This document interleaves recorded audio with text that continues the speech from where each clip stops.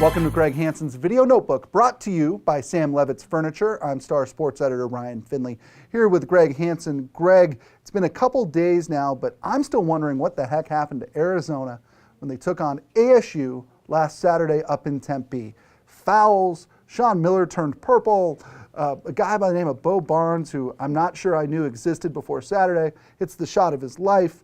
Was this a perfect storm kind of game for ASU, or did this expose Arizona as a team that might be vulnerable as we head into March? It was a storm, all right, wasn't it? Yeah. And Arizona obviously vulnerable to some teams on the road.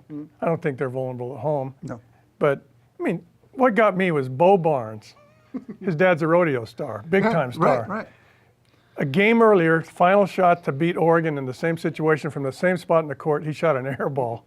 And this one was so dead perfect because Stanley Johnson was late getting over to cover him that I guess you could say it was a storm. But ASU was just ready. They played hard. They attacked Arizona. They outsmarted Sean Miller. I mean, Herb Sendek was on his game, wasn't he? Yeah, absolutely. Now, Greg, you've been going up to Tempe for these games for going on 30 years now. And, you know, there was a time when that was an automatic win.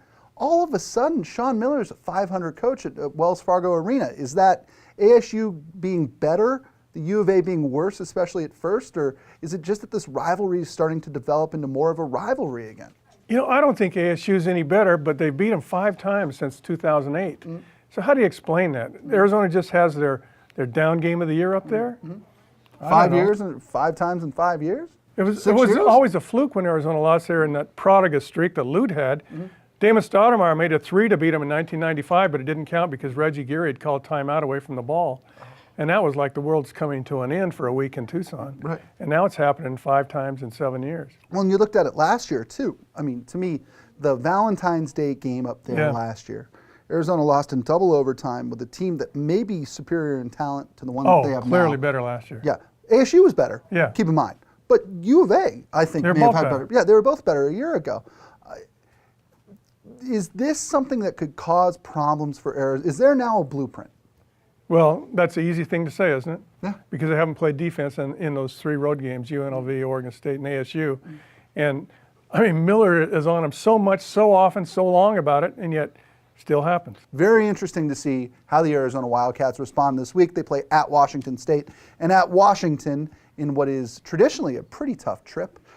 Follow our Bruce Pascoe and follow Tucson.com all weekend for live coverage from the trip to the Pacific Northwest. That'll do it for this episode of Greg Hansen's Video Notebook. For Greg Hansen, I'm Ryan Finley.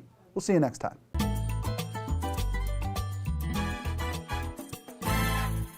For over 60 years, January has been clearance month at Sam Levitt's in Tucson. And right now, today, Sam Levitt's has reduced over $15 million of home furnishings inventory for the biggest January clearance sale ever. Don't miss blowout clearance items marked down 44 up to 77% off while they last. Everything's marked down to make room for new arrivals. Plus, there's special no-interest financing for up to 72 months. So get your new furniture or mattresses now with same or next day delivery. But don't miss the biggest January clearance sale ever at Sam Levitt's.